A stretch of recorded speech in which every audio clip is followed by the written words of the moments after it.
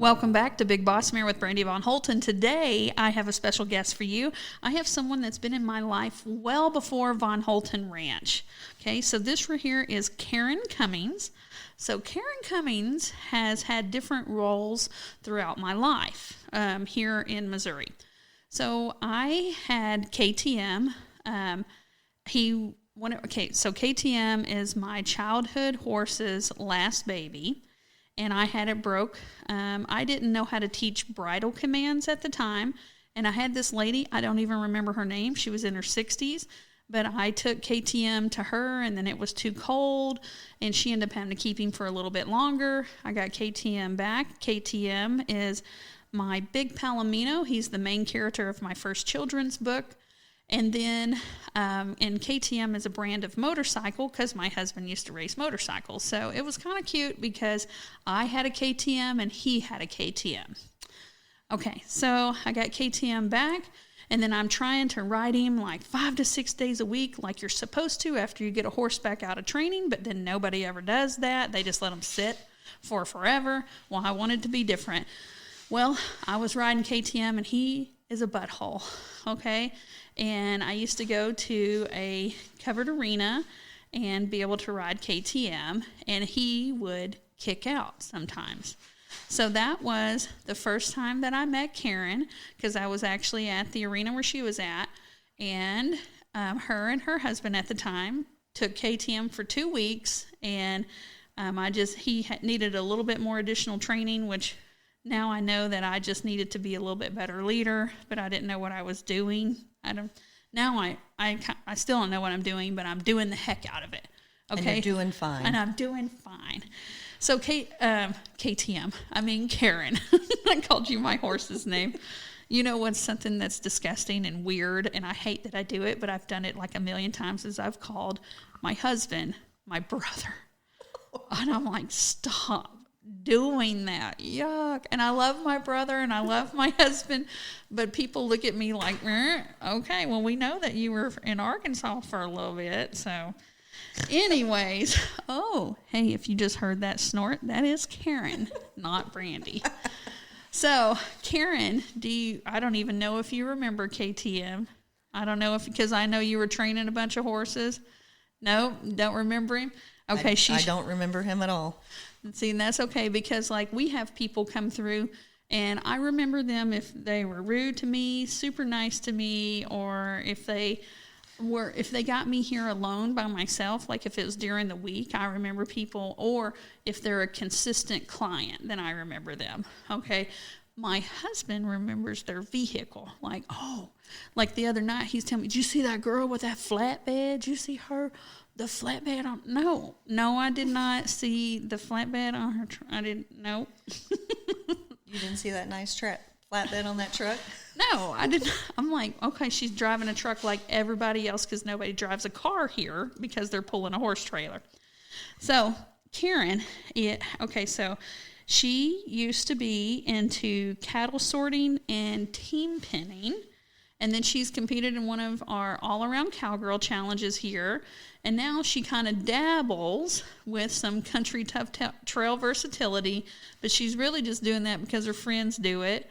And it's something to do. I don't think she really cares about it. It's good for my horse. It slows her down. Okay, slows her down. So tell us about the cattle sorting and the team pinning. So first of all, because my podcast is part horse people, part not horse people, and then people just that are into motivation. So some people don't know what the heck cattle sorting is. Okay, originally I started out as team pinning. Team pinning went on I did that for several years, and then they came out with ranch sorting. And so then the ranch sorting, you had 2 60-foot round pins together, connected with an opening in between. Okay, like a figure 8, like a snowman. Yes. Okay. And so then you would have 10 head of cattle in one pin, numbered from 0 to 9. Okay, and tell people how you number them.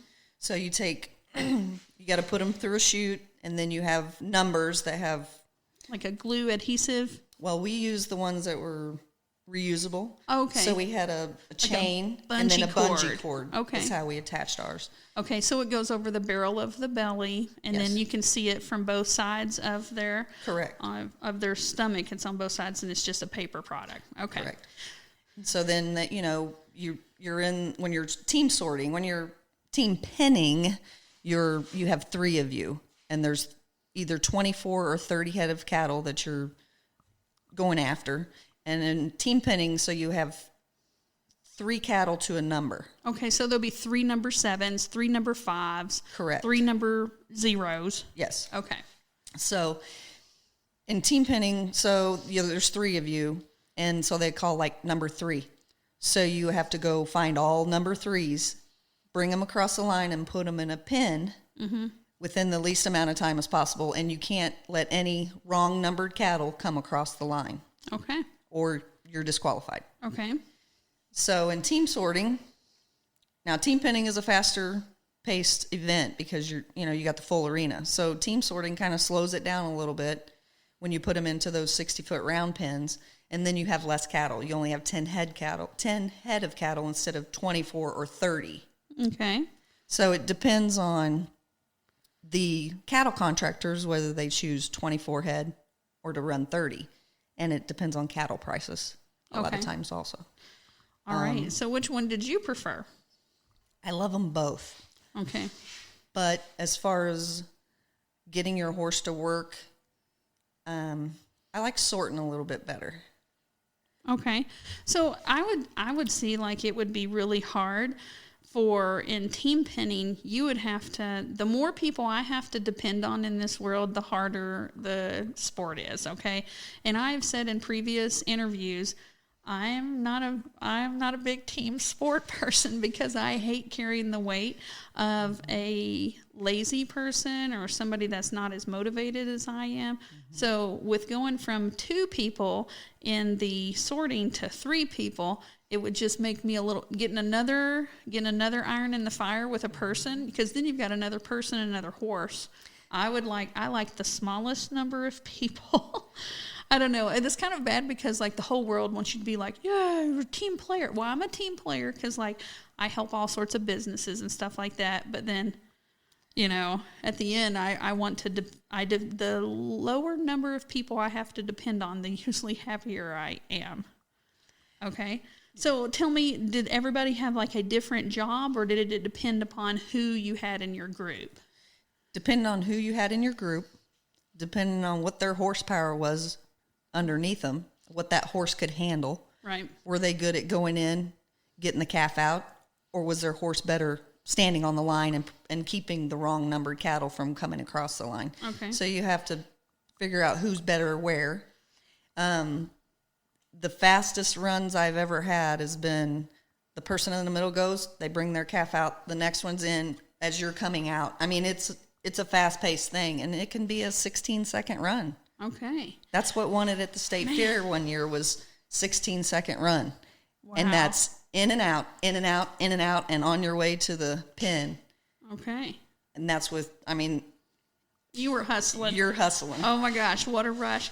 I could imagine if you've got somebody that messes up, I could foresee yelling loudly or maybe cuss words flying if people messed up or something. I could see that with it being like a fast-paced cowboy race.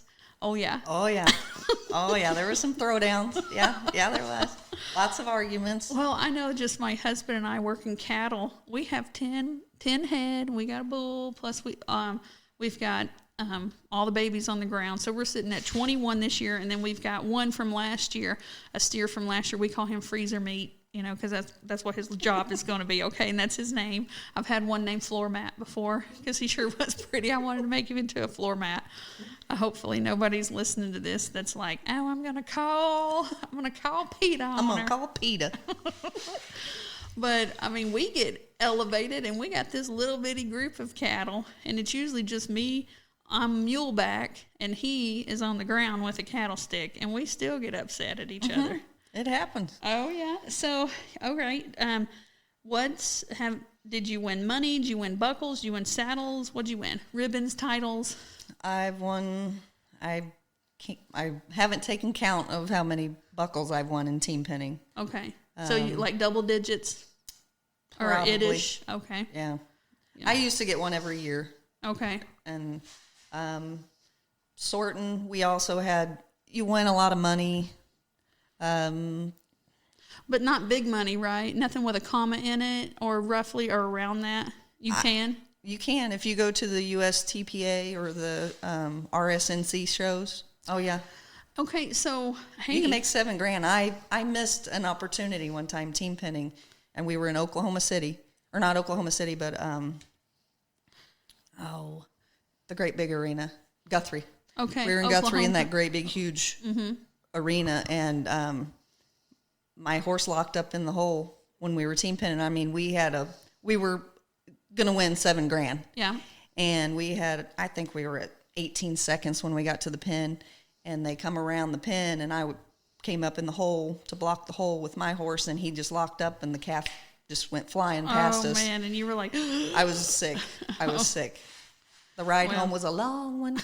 A long one. Oh, you were like, I had it right there. I did. I'm like, you were like, what? Y'all don't need to say Y'all don't need to say nothing because I'm doing my own little round kicking around here. Oh man. You know, whenever I did some professional fighting before, the person that won and the person that lost got paid the same amount of money. I guess it needed to be a higher. We had belts. We would both get paid. I mean, like I got paid $10,000 for the cage fight that I did, but I lost. But you still got paid $10,000? I got paid, well, yeah, because there wasn't a lot of female cage fighters then, because before the UFC, there was the IFC, and there just wasn't a lot of ladies fighting in there that would step up to do something like that. Right. So, yeah, I got paid $10,000, and immediately 25% of your purse goes to your instructor. So I walked away with $7,500, and nice. And I couldn't throw a punch for like 6 months because my shoulder.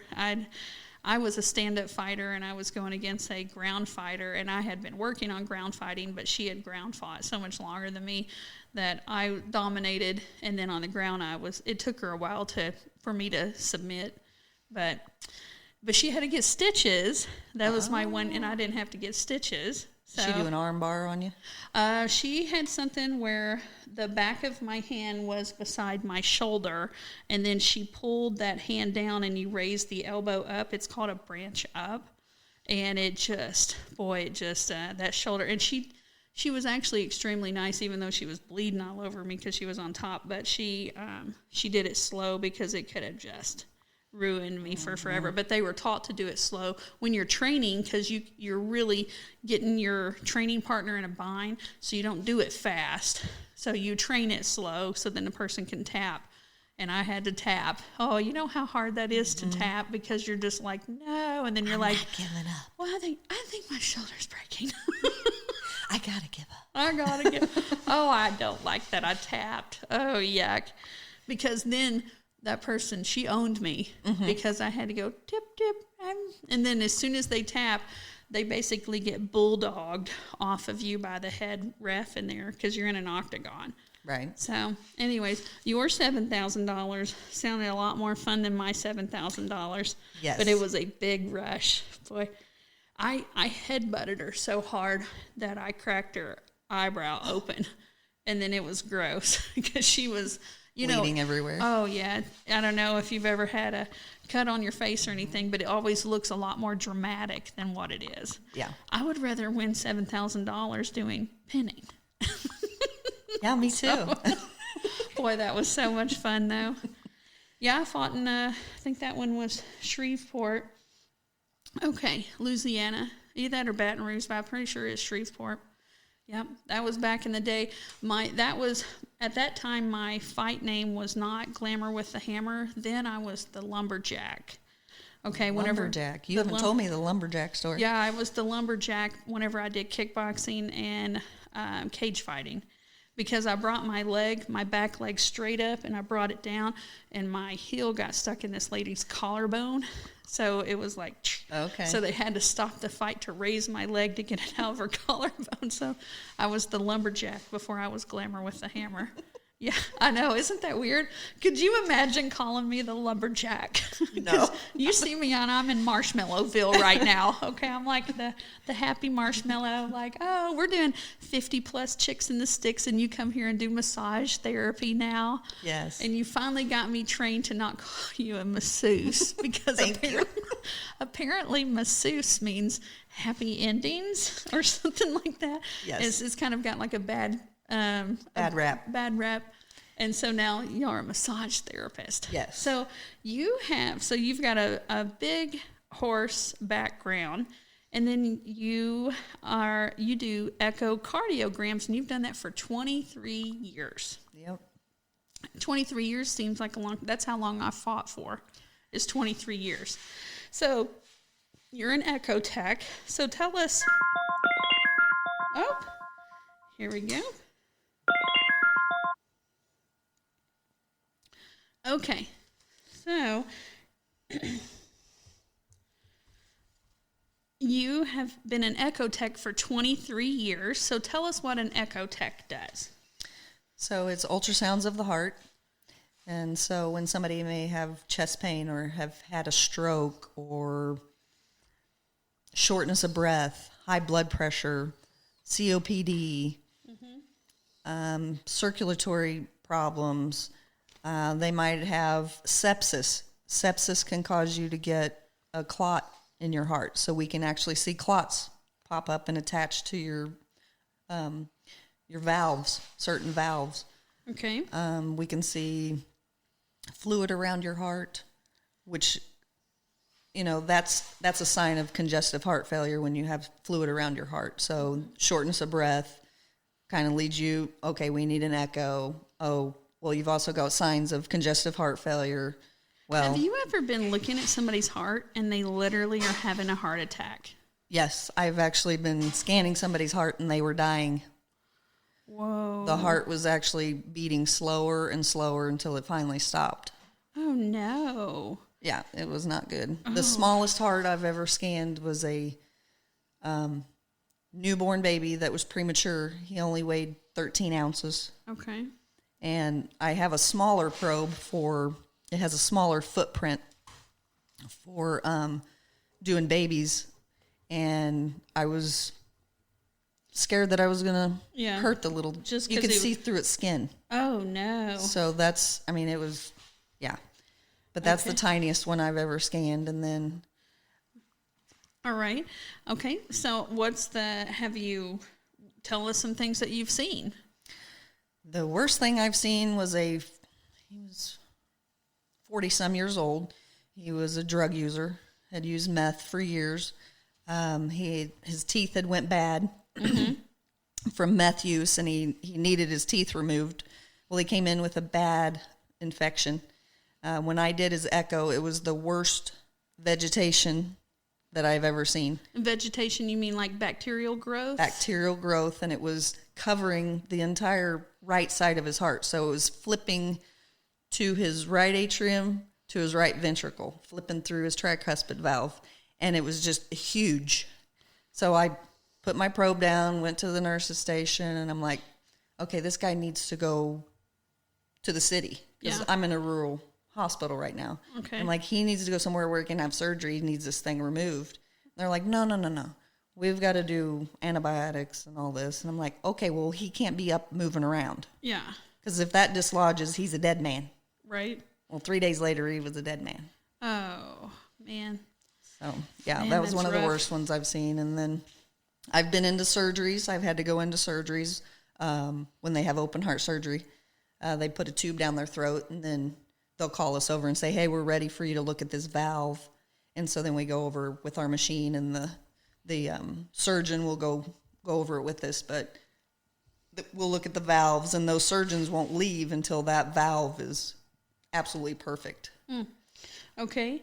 So what has, so now you have went from being an echo tech, and you're still an echo tech, but now you have become a licensed massage therapist. You went through a school training called Wellspring School of Allied Health in Kansas City. And you have been changing people's lives with these hands that have been controlling these horses and checking on these hearts and all this stuff. So what made you take the jump from being an echo tech to a licensed massage therapist? Well, I've been told my whole life, you've got really strong hands. And, you know, I always enjoyed walking up behind somebody and just start rubbing their shoulders. And they're like, oh, my God, you should be a massage therapist. And so... So you finally listened? I finally listened. I went and had a massage. And the guy that I work for now, he was wanting to hire somebody at the time. He was by himself. And it's very hard in the massage world for men massage therapists because a lot of people don't want to be massaged by a man. Mm-hmm. Men don't want to be massaged by a man a lot of times. And so he was getting, you know, people were turning him down for business. So he was like, I need to get a woman in here so that we can, you know, build. And I was like, you know, if I'm going to have a job when I get out, okay. So I went to the school that he actually taught at, and it was about a year long. And then I had a job and I've been there ever since. And now he's about to retirement. He's, you know, been talking to me about wanting to retire and me take over the business. So okay, so that's a brick and mortar business, but you're also mobile. Yes. Okay, so you're able to come to people's homes or come to people's events. So I have had Karen. She's done massage therapy on my husband and I because we wanted to really focus on our health more this year. And, you know, whenever with us having a business, a self-employed business, you don't have the nice insurance that I had whenever I was a school teacher. So massage therapy helps me from getting sick and working through ailments, and it's just really made a change in our life. And my husband got turned on to massage when we went to Mexico, and now he loves whenever Karen's coming over. He's like, oh, Karen's going to be here this weekend.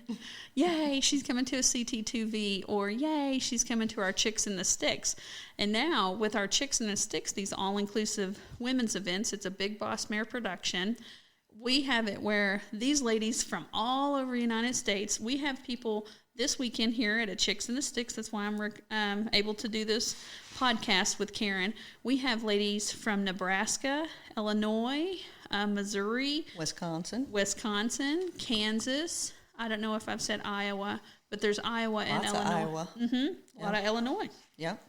Usually we have a lot in Nebraska, but we only had one this time from Nebraska. I actually have more people from out of state than in state. I think there's only 2 from Missouri this weekend. Right about that, yeah. And so they're able to, we pay for 15 minutes, and then if they want anything else, they can buy it by the minute. So if they want 5 minutes more, but most of them want at least 15 more minutes, so they get a half hour with you. And then some people, they know that you're here for 2 days. They'll get one massage, and then they're like, hey, I want to do another one on the second day. Yep. So it's kind of nice because, boom, here's all these clients. And you've actually made friends with people at some of our Chicks in the Sticks and then became really good friends with them, started trail riding with them. Yeah, almost. So, well, once a month. We've went at least once a month. Okay. And then so Karen's horses are most definitely quarter horses, American AQHA quarter horses, okay? But the friends that she's met here at Chicks in the Sticks do not ride any quarter horses. What do they ride? What do your friends ride? They ride foxtrotters or Rocky Mountain horses or saddlebreds. They're all gated. Yep, everything's gated. And then here you are on your shorter quarter horse that's like a little rocket. And she can keep up with them. Oh, I know she can. It's so funny to me because my friends that are into stock horses, like, they're always like, what is that horse? Why is it moving that way? It's a gated horse, right? And then my gated horse people, they don't have any friends typically that ride quarter horses. And I think it's so funny because I knew Karen before, okay? And now to see her with this group of people that are all on gated horses, I mean, I don't know. It's really funny to me because I always section people, and you would not see any of their horses doing any of the things that you did before at the level or the speed that you were doing. It was all punchy, short, little refrigerator-looking quarter horses, you know, and they were... When I poke you, you better move. Oh, yeah. So I don't know. I love to see people as they like change throughout their life. Like this month, I'm on the cover of the Show Me magazine, which is the Missouri Farm Bureau's quarterly magazine. And in there's an interview, and I talk about Leroy Van Dyke. Leroy Van Dyke's a very, very famous country singer that's our next door neighbor. Okay? And he had talked to me about the importance of allowing yourself to evolve. And Karen is most definitely evolved over time. I mean, like our relationship and then what all we're doing. The fact right now I'm watching her and this dog named Stella is licking her face. And Stella is, what is she? A Boston Terrier. Boston Terrier. And you have a couple of Boston Terriers. I have two. I have her and I have Doodle, and they're half sisters. And they're half sisters. You know, most country people have either, what do they have, a border collie or an Australian. I do have a border collie. Okay. And see, I'm all about my blue and red heeler mix, which it should be called a purple heeler. But I don't know why people can't call a blue and red heeler a purple heeler. But I have to say half blue, half red heeler. That's what I'm into. A purple one. That's what blue and red do make purple. They do. I'm going to like trademark it. Purple healers. You should. Oh, yes. So what is something that you see in general whenever you're massaging people? Is there things that need the most work? Because it seems like there's a lot of upper shoulders, butt cheeks. That's what I usually focus on. Everybody's like, I carry all my stress in my shoulders and my neck. And then I'm like, and your butt's going to hurt here in a little bit too. And they're like, oh, I didn't know I was sore there. Oh, yeah. Oh, yeah. A while ago, I asked Karen, I was like, all right, Karen, you want me to give you a massage? So I gave her a massage, and I'm like, I'm burning up. I was like, oh, my gosh. I was like, my forearms are hurting. And she's like, oh, yeah, you've been doing it for 5 minutes. I couldn't imagine. So does it hurt your hands? I mean, are you having to get used to always squeezing, your forearms getting more buff? My hands and arms, they don't bother me a whole lot, but I keep them stretched a lot. Mm-hmm. I take supplements. Okay. The supplements help. What do you take? Vitamin C with rose hips helps with my kind of arthritic stuff coming on. You know, like little sore knuckles and whatnot. So I started taking vitamin C with rose hips. I take Juice Plus every day. That really has kept me young and stronger and healthy. Is the and then Juice you're Plus. Working out like what, twice a week with a personal trainer? That's nice. Yeah. And so how old are you right now, Karen? I will be 50 in October.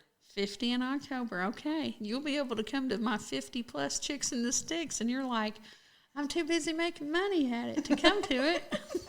I'll come massage. Yeah, for sure. All right. So if they would like to, the business that you're in the process of starting to maybe going to transition into owning, I don't know how to say that right. I think that's about right. But it's called One Body Massage Therapy. And what town is that in? Warrensburg, Missouri. Warrensburg. All right. So where can they find you at if they wanted to talk to you? How do they find you? How do they find you on Facebook or our website? How do they find you? We have a website. You just type in One Body Massage. It'll pull up on Google. Okay. It's usually the first one that'll pop up. Okay.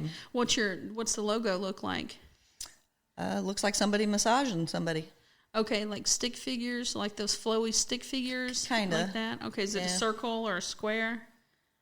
Well, it's like circles. So you got the head is a circle, and then you're like massaging somebody. So your hands are down. Okay. Yep.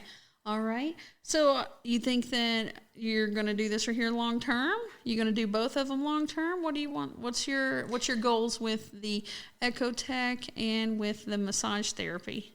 Just keep on making all the money? Just keep on making the money I can make as long as I can. Okay.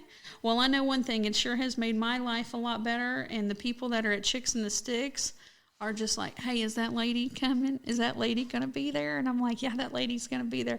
Like, they don't even have to ask me which lady. I'm like, okay. They're like, your friend that rides the horses? And I'm like, oh, yeah, she'll be there for sure. Okay, well, thank you. And thank you for tuning into Big Boss Mare with Brandy Von Holten.